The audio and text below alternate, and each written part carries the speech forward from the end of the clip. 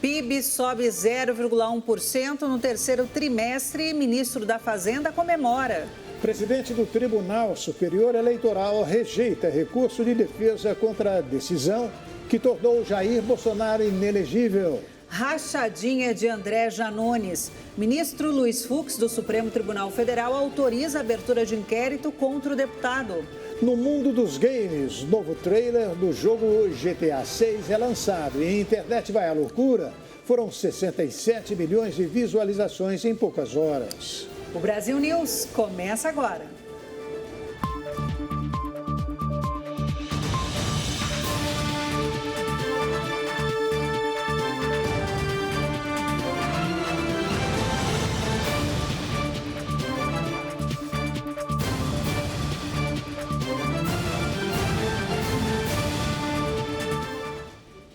O ministro da Fazenda, Fernando Haddad, disse nesta terça-feira que o resultado do PIB no terceiro trimestre surpreendeu ao mostrar crescimento. O avanço foi tímido, de 0,1%, mas veio acima da estimativa do mercado financeiro, que projetava um resultado negativo nesse período.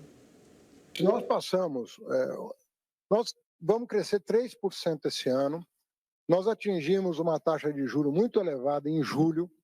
Atingimos um patamar mais alto de taxa de juros e o Banco Central começou a cortar a taxa de juros a partir de agosto. Ele também pediu ao Banco Central que siga fazendo o seu trabalho, em uma alusão ao processo de corte da taxa básica de juros da economia. Haddad está na Alemanha junto com o presidente Luiz Inácio Lula da Silva, crítico de juros altos. O Banco Central começou a reduzir a taxa básica da economia em agosto deste ano. Desde então, foram 3 cortes consecutivos, para 12,25% ao ano, o menor patamar desde maio de 2022. O mercado estima nova redução neste mês, para 11,75% ao ano. O ministro reafirmou a estimativa divulgada em novembro pela Secretaria de Política Econômica do Ministério da Fazenda, de que a economia vai crescer 3% neste ano.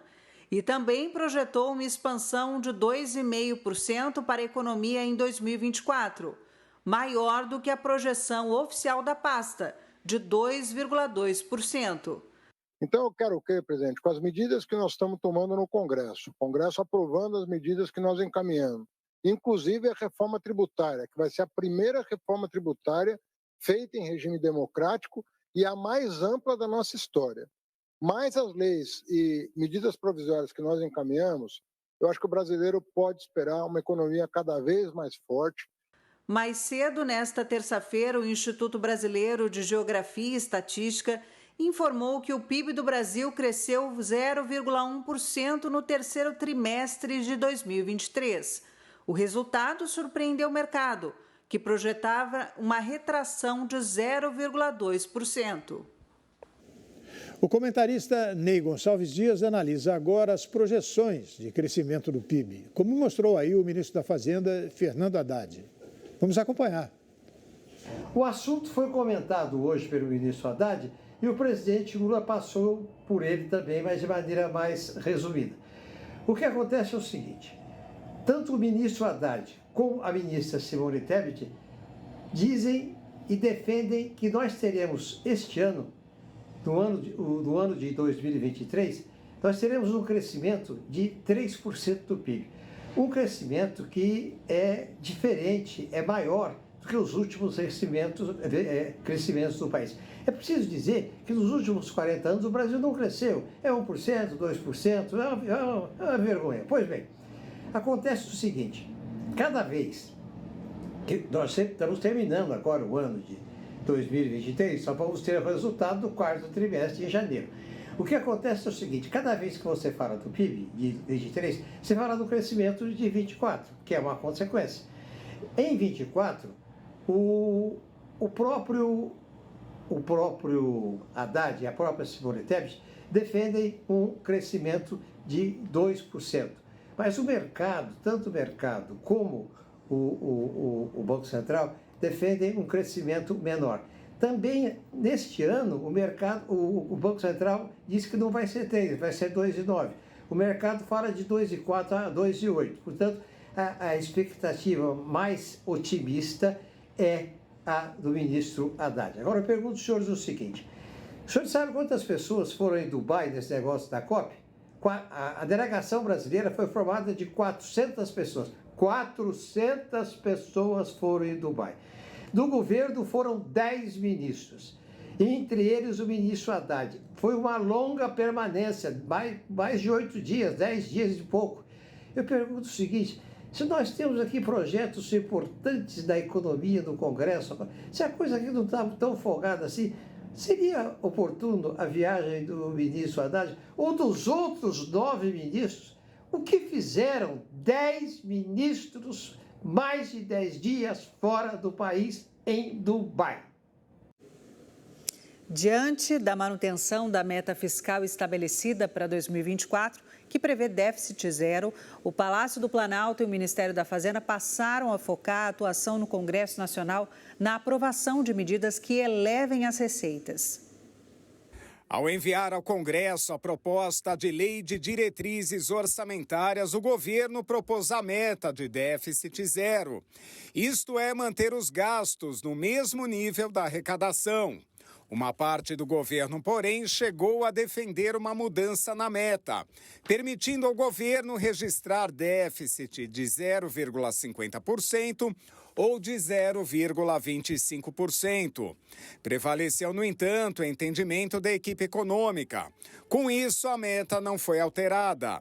Entre as medidas do governo para aumentar a arrecadação no ano que vem estão regulamentação das apostas esportivas, subvenção do ICMS, reforma tributária e juros sobre capital próprio.